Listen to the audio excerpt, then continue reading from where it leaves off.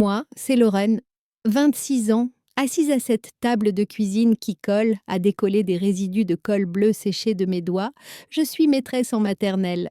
Ce n'est pas glamour, mais c'est un travail honnête. Soudain, le silence explose. Ma mère n'a pas frappé, elle a défoncé la porte d'un coup de pied et a balancé une facture de 8 000 € sur les peintures de mes élèves. Tu me payes ça. Aujourd'hui, je fixais le papier, un lifting. Maman, j'ai réussi à articuler. Cette facture, c'est presque tout ce que je gagne en un an. Pas un silement, juste un regard de pur dégoût pour mes mains tachées de colle et un ricanement. Tu ne sers à rien. Regarde-toi. Lorraine, 26 ans, habillée avec des fringues de chez Primark, à moucher des selles gosses toute la journée. Tu ne peux pas te trouver un vieux riche à épouser. C'est si difficile d'être utile. Pour une fois, si votre famille a déjà exploité votre travail, écoutez bien ce que j'ai fait ensuite. J'ai marché jusqu'à avoir les jambes en feu. La boîte de feutre brinque-ballait contre ma poitrine à chaque pas. Je n'avais pas de plan, pas de destination, juste ce besoin irrépressible de mettre de la distance entre moi et la femme qui m'avait mise au monde. En marchant, l'adrénaline est retombée, remplacée par une nausée froide, insidieuse.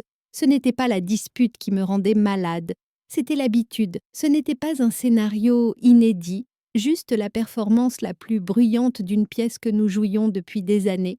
J'ai pensé à la garde-robe d'investissement suspendue dans le placard d'Angela. C'est comme ça qu'elle l'appelait. Des chemisiers en soie, des manteaux en cachemire, des talons qui coûtaient plus cher que mes mensualités de prêt étudiant. Il faut s'habiller pour la vie que l'on veut, Lorraine, me disait-elle en se pavanant devant le miroir pendant que j'étais assise par terre à découper des formes en papier cartonnées pour mes élèves. Elle traitait son apparence comme une entreprise à haut risque. Et j'étais le capital risqueur qui ne devait jamais s'attendre à un retour sur investissement. Pendant 3 ans, j'avais payé les 1 800 € par mois pour ce 3 pièces dans un quartier que nous ne pouvions pas nous permettre. J'ai payé la facture d'électricité, j'ai payé les courses, et chaque fois que je rentrais avec des sacs de pâtes premier prix et de légumes en promotion, elle soupirait. Elle regardait mes chaussures fonctionnelles et mon sac en toile rempli de fiches de cours et me demandait pourquoi j'avais baissé les bras. Elle ne comprenait pas que les 300 € que je dépensais en matériel de bricolage pour 25 enfants de 5 ans m'apportaient plus de joie que n'importe quel sac de créateur. Pour elle, ma joie n'était que la preuve de mon manque d'ambition. Je me suis souvenue d'un mardi soir, 2 semaines plus tôt. J'étais rentrée tôt parce qu'un élève avait vomi sur mon pull. L'appartement était silencieux, mais j'ai entendu la voix d'Angela depuis la cuisine. Elle était au téléphone.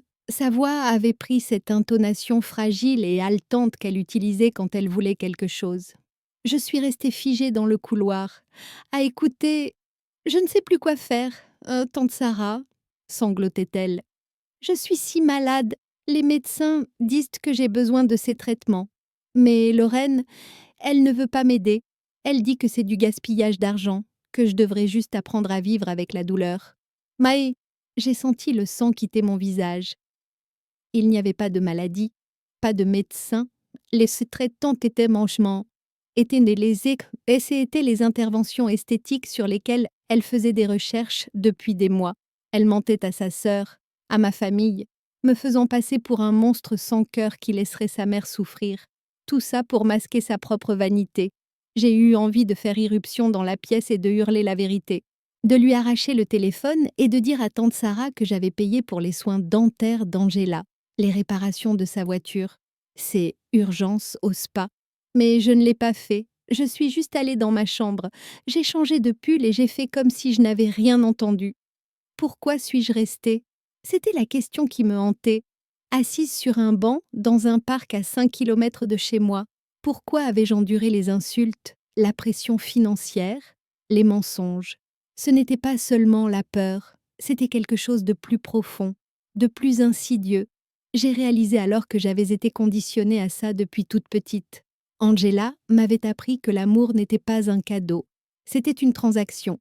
Ma valeur en tant qu'être humain était directement liée à ce que je pouvais lui fournir. Si je n'étais pas assez jolie pour épouser un millionnaire, alors je devais être assez utile pour payer les factures. J'avais tellement intégré sa cruauté qu'elle me semblait aussi naturelle que la gravité. Je pensais que si je payais assez, si je travaillais assez dur, si j'étais juste assez bien, Elle finirait par me regarder avec fierté au lieu de calcul, mais on ne peut pas acheter ce qui n'est pas à vendre. Son amour n'était pas cher, il était inexistant. La prise de conscience s'est installée en moi, pas avec tristesse, mais avec la précision froide d'un diagnostic. J'avais grimpé une échelle qui ne menait nulle part. J'ai baissé les yeux sur la boîte de matériel sur mes genoux. La colle avait séché sur ma peau, tendue et inconfortable. J'en ai décollé un éclat et les regardé tomber au sol. Je n'y retournerai pas. Je n'allais pas payer pour le visage qui me regardait avec un tel dédain. J'en avais fini d'acheter des actions dans une entreprise en faillite depuis des années. Je suis restée sur ce banc jusqu'à ce que le soleil commence à décliner, projetant de longues ombres sur l'herbe, puis j'ai sorti mon téléphone. Mes mains tremblaient, pas de froid, mais de l'ampleur de ce que j'allais faire. J'ai fait défiler mes contacts jusqu'au nom de Mégane. Elle a décroché à la deuxième sonnerie. « Salut !» Lorraine. À quoi dois-je ce plaisir? Sa voix était vive, professionnelle, un contraste saisissant avec le chaos dans ma tête. « Je peux passer ?» ai-je demandé, ma voix se brisant légèrement. « J'ai besoin d'aide, vraiment besoin d'aide. »« Bien sûr, viens tout de suite. » Bon, 30 minutes post-parle plus tard.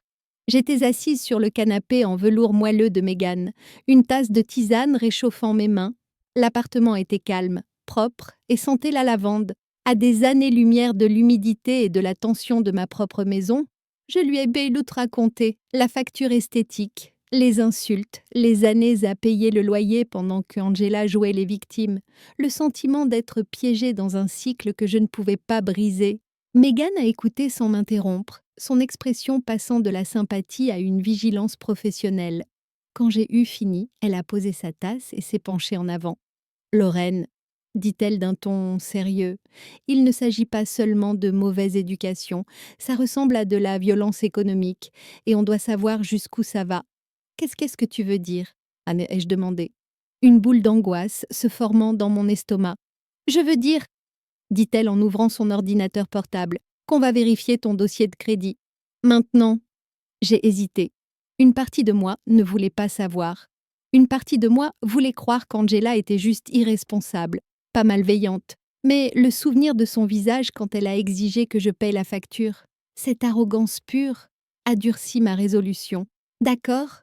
ai-je murmuré. « Nous nous sommes connectés au site de la Banque de France. » Mégane a tapé mes informations, ses doigts volant sur le clavier. La roue de chargement a tourné pendant ce qui m'a semblé une éternité.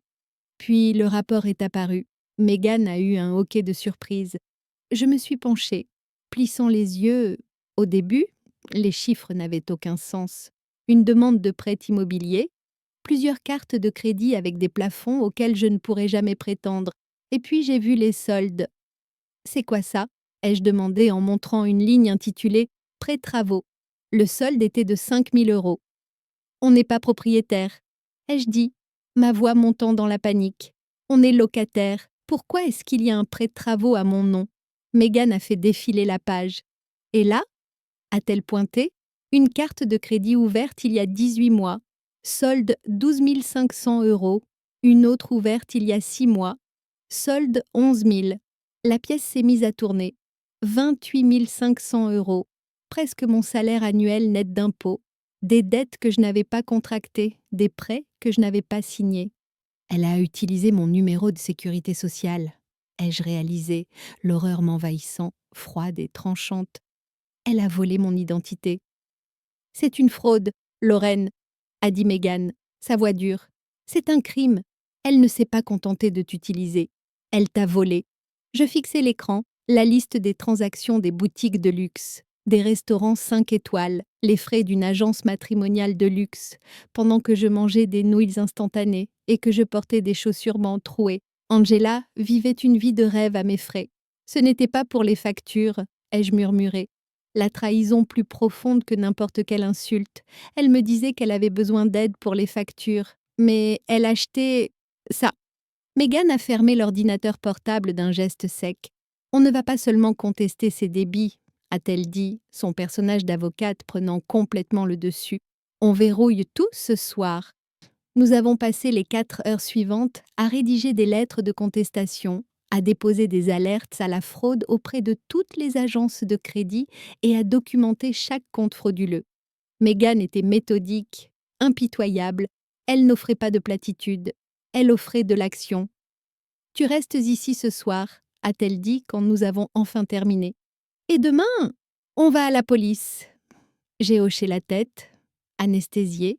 La police, ma mère, la femme qui m'avait donné la vie, était maintenant une suspecte dans ma propre enquête.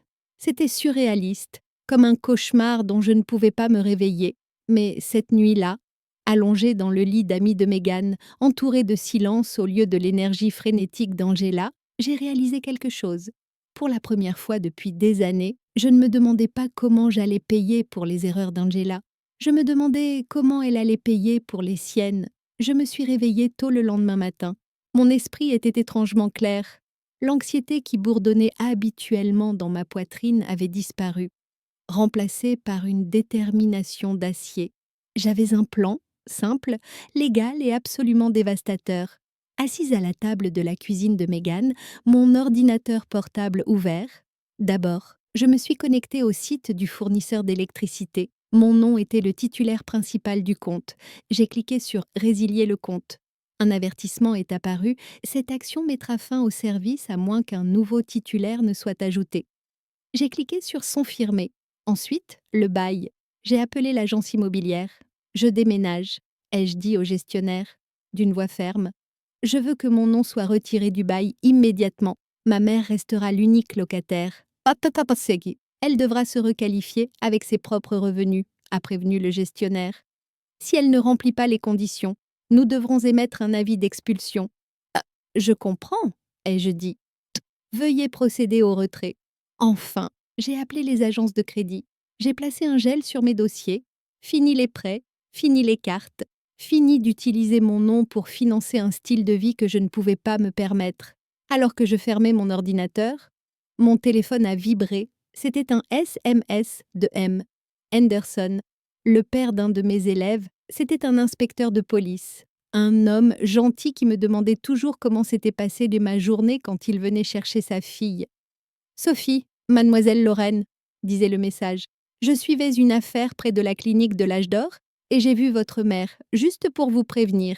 Elle n'était pas chez un médecin. Je l'ai vue entrer au casino. » Je fixai le message.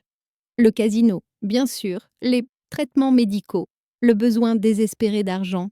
Ce n'était pas seulement de la vanité, c'était une addiction au jeu ou autre chose. L'argent que je lui avais donné ne disparaissait pas seulement dans des crèmes et des vêtements hors de prix. Il était englouti par une machine conçue pour tout prendre. « Merci, monsieur Henderson », ai-je répondu. Ça explique beaucoup de choses. Je n'ai pas appelé Angela, je ne l'ai pas prévenue. J'ai simplement chargé mes quelques affaires dans ma voiture et je suis allée à l'école. En ouvrant la porte de ma classe, l'odeur des crayons de cire et du papier cartonné m'a envahie, m'ancrant dans la réalité. C'était mon monde, un monde d'apprentissage, de croissance, d'attention sincère. Et pour la première fois, je n'allais pas laisser Angela l'empoisonner. La journée est passée dans un tourbillon d'activités et de goûters, mais sous la routine. Je sentais une vibration d'anticipation. La note allait arriver, et cette fois, ce n'était pas moi qui allais la payer. Le mois qui a suivi a été le plus calme de ma vie. Un silence d'abord pesant, comme la baisse de pression avant un orage. Puis il s'est transformé en quelque chose de paisible. J'allais au travail. J'enseignais la photosynthèse et les couleurs primaires à mes élèves. Je dormais toute la nuit. L'anxiété constante qui avait habité ma poitrine pendant 26 ans a commencé à s'estomper, remplacée par une nouvelle sensation étrange, la sécurité. J'étais en plein milieu de la lecture d'une histoire sur une chenille très affamée quand mon téléphone s'est allumé sur mon bureau. Il vibrait si fort qu'il cliquetait contre le bois. J'ai jeté un œil à l'écran. Maman. Pas de panique, pas de sursaut. Juste un sentiment froid d'inévitabilité. J'ai passé le livre à mon assistante. Je me suis excusée auprès de la classe et je suis sortie dans le couloir. J'ai répondu à la 4e sonnerie. Lorraine. Le cri était si perçant que j'ai dû éloigner le téléphone de mon oreille. En fond sonore, j'entendais des voix, le tintement de la vaisselle et un bip grave et persistant. « Pourquoi l'électricité est coupée ?» a-t-elle hurlé. « J'ai des invités, j'organise un dîner, la clim vient de lâcher, les lumières sont éteintes et le four s'est arrêté en pleine cuisson du rôti. Qu'est-ce que tu as fait ?» Je me suis appuyée contre le mur frais en parpaing du couloir de l'école. J'imaginais la scène, la chaleur humide s'infiltrant dans l'appartement, la nourriture coûteuse en train de tourner, le prétendant potentiel, un pauvre type qu'elle essayait d'impressionner avec de l'argent qu'elle n'avait pas, assise dans le noir. « Je n'ai rien fait, maman », ai-je dit, ma voix calme. « J'ai simplement retiré mon nom du compte d'électricité. »« Tu as quoi ?»« J'ai retiré mon nom », ai-je répété. La compagnie d'électricité a besoin d'un titulaire de compte. J'ai fermé le mien. Tu n'en as pas ouvert un. Règle ça, a-t-elle hurlé. Remets ta carte. Je te l'ordonne. Non. Je suis ta mère. Je ne te dois rien, ai-je dit. J'ai payé ton loyer, tes factures, ta nourriture, tout. Pendant des années. Maintenant, tu payes les tiennes. J'ai raccroché, bloqué le numéro et je suis retournée dans ma classe. Ce soir-là, Megan m'a montré les dossiers de fraude. L'argent n'avait pas été perdu au jeu. « Voici Richard », dit-elle en tournant son écran, un homme plus âgé, cheveux argentés, posant devant un derrick. Angela lui virait de l'argent depuis des mois, des milliers d'euros à chaque fois. Il prétendait être un magnat du pétrole bloqué à Dubaï avec des actifs gelés. Elle avait vidé mes cartes de crédit pour payer ses frais juridiques afin qu'il puisse venir à Chicago et l'épouser. Une arnaque aux sentiments. Évidente, dévastatrice. Elle n'a pas seulement volé ton argent, a dit Megan. Elle a détruit ton avenir pour s'acheter un fantasme où elle comptait. 28 000 € partis en fumée, mon crédit, mes économies, ma tranquillité d'esprit, offert à un inconnu parce que ma mère ne pouvait pas accepter sa vraie vie. Elle croyait vraiment qu'il allait venir, c'est pour ça qu'elle organisait ce dîner. Il ne viendra pas, a dit Megan. Et maintenant, dans le noir, elle va voir ce qu'il lui reste. L'effondrement a été immédiat. Sans mes revenus et avec les avis d'expulsion qui s'accumulaient, son monde a implosé. Le soi-disant invité est parti quand le courant a été coupé. Le propriétaire a lancé la procédure d'expulsion le lendemain matin. Elle a essayé de jouer la victime auprès de la famille. Ça a échoué. Megan leur a envoyé le rapport de police et les relevés bancaires. Ils n'ont pas vu une victime. Ils ont vu un prédateur. 2 semaines plus tard, je l'ai trouvé sur le trottoir. 3 valises, un sac poubelle de vêtements. Elle avait l'air vieille. Lorraine, a-t-elle supplié.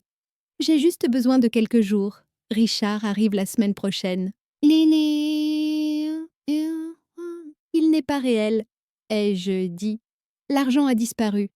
Elle a explosé. Furieuse, me traitant de jalouse, je lui ai tendu un papier. Pas de l'argent, une liste de foyers pour femmes et de services d'aide à l'emploi. Tu laisserais ta mère dormir dans un refuge. Tu m'as donné la vie, ai-je dit, puis tu me l'as volée pour un fantasme. Je la reprends. Je suis partie en voiture, sans regarder en arrière. 6 mois plus tard, l'hiver enveloppait la ville. Ma classe était chaude, mon crédit était réparé, mes économies étaient les miennes. Je portais une bague simple offerte par un homme qui m'aimait pour qui j'étais. Pas pour ma capacité d'emprunt. Nous n'avions pas de manoir, pas d'illusion. Nous avions la vérité. Ma mère dérivait de parent en parent, coupant tous les ponts.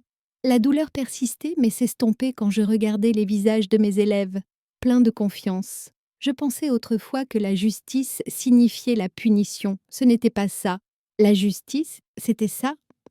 Ma mère a essayé de récolter ce qu'elle n'avait jamais semé, le statut, le confort, le luxe, en traitant les gens comme des ressources. Ce chemin mène toujours à la famine. Moi, je suis une jardinière. Je plante la patience, la sécurité, la curiosité. J'ajoute de la valeur au lieu de l'extraire. Elle voulait un héritage de richesse et n'a laissé que des dettes. Je construis un héritage qui ne peut pas être saisi. Un dessin d'enfant était posé sur mon bureau. Une maison de travers, une cheminée violette, une porte ouverte, un soleil éclatant. Ce n'était pas parfait, mais c'était réel et les lumières étaient allumées. Si vous croyez que la paix vaut plus que l'approbation, partagez cette histoire, la famille. C'est l'amour qui la définit, pas le sang.